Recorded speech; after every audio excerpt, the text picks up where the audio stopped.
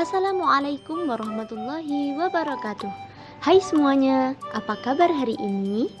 Pada pertemuan kali ini, kita akan membahas materi akidah akhlak kelas 11 semester 1 dengan tema akhlak berhias. Yuk, simak baik-baik videonya dan siapkan alat tulismu, karena akan ada kejutan yang menanti kamu di pertengahan video. Mari kita mulai. Yang pertama, pengertian adab berhias. Berhias adalah naluri yang dimiliki oleh setiap manusia.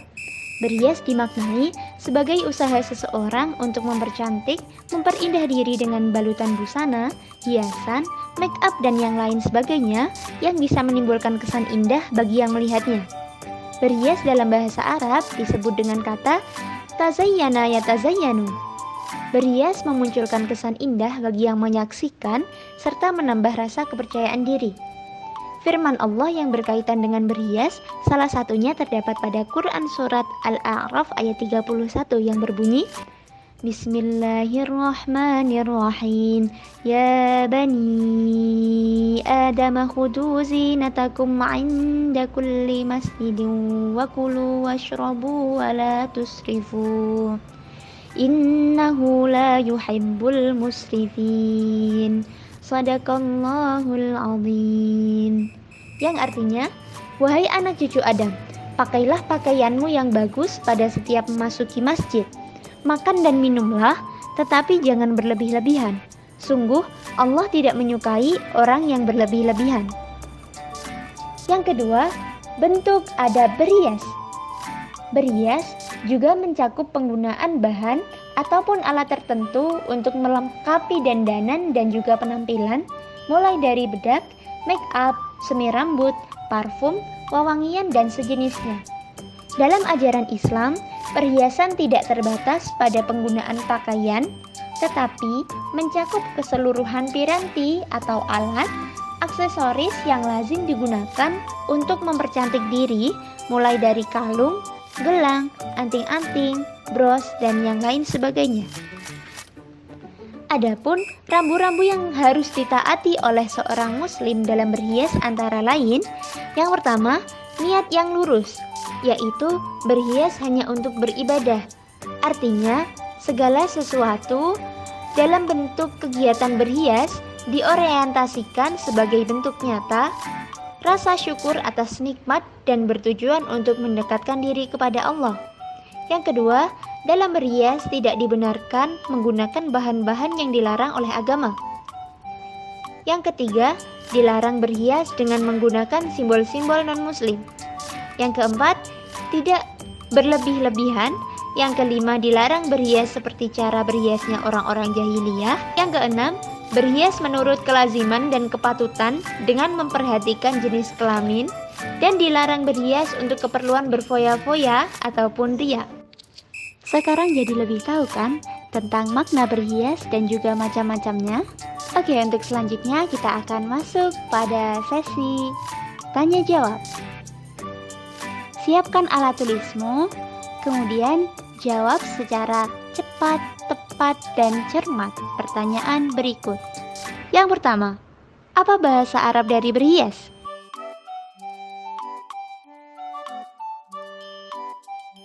Yang kedua, berhias dapat meningkatkan rasa? Yang ketiga, yang termasuk barang untuk berhias yang dibolehkan dalam Islam kecuali?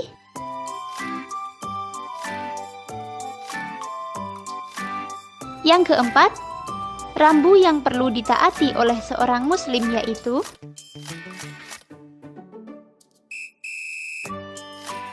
Yang kelima, firman Allah yang menjelaskan mengenai adab berhias adalah?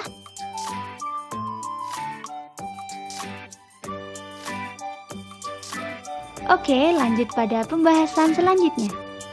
Yang ketiga, yaitu nilai positif adab berhias. Seorang muslim ataupun muslimah yang berhias atau berdandan sesuai dengan ketentuan Islam, maka sesungguhnya ia telah menegaskan jati dirinya sebagai mukmin ataupun muslim. Seorang yang berhias secara Islam akan merasa nyaman dan percaya diri dengan dandanannya yang telah mendapatkan jaminan halal secara hukum. Sehingga apa yang ia lakukan akan menjadi motivasi untuk menghasilkan karya yang lebih bermanfaat bagi sesamanya. Berhias secara Islam akan memberikan pengaruh positif dalam berbagai aspek kehidupan. Karena niat berhias adalah untuk beribadah, maka segala aktivitas berhias yang dilakukan oleh seorang muslim akan menjadi jalan untuk mendapatkan barokah dan pahala dari Allah Subhanahu wa taala. Oke, yang terakhir adalah membiasakan adab berhias. Islam memerintahkan berhias yang baik, bagus, dan indah sesuai dengan kemampuan masing-masing.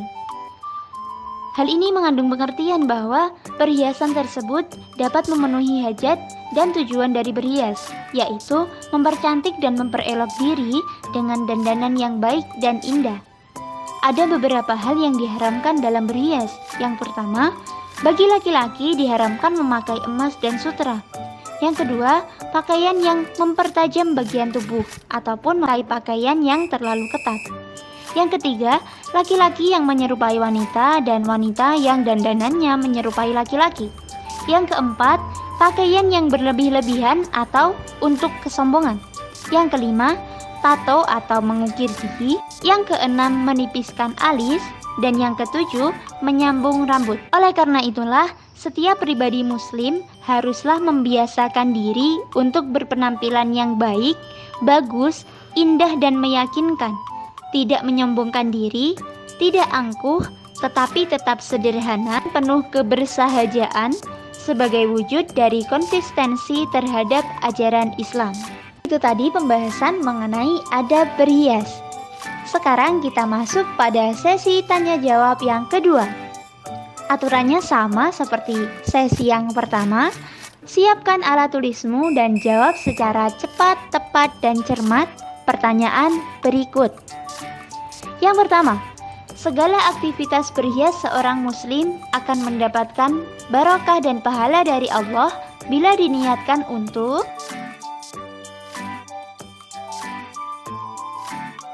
Yang kedua, seorang muslim dan muslimah dalam berhias harus memperhatikan.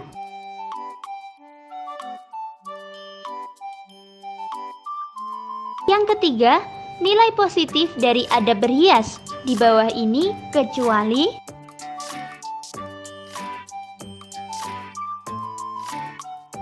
Yang keempat, seorang muslimah yang berhias dengan menyambung rambut dalam Islam dihukumi.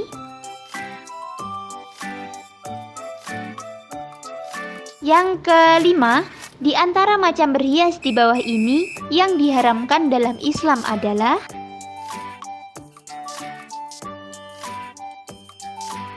Wow, kalian hebat! Kalian berhasil menjawab pertanyaan dan menyimak materi ini sampai sesi terakhir. Beri tepuk tangan untuk diri kalian masing-masing. Sekian tadi materi kita pada pertemuan kali ini.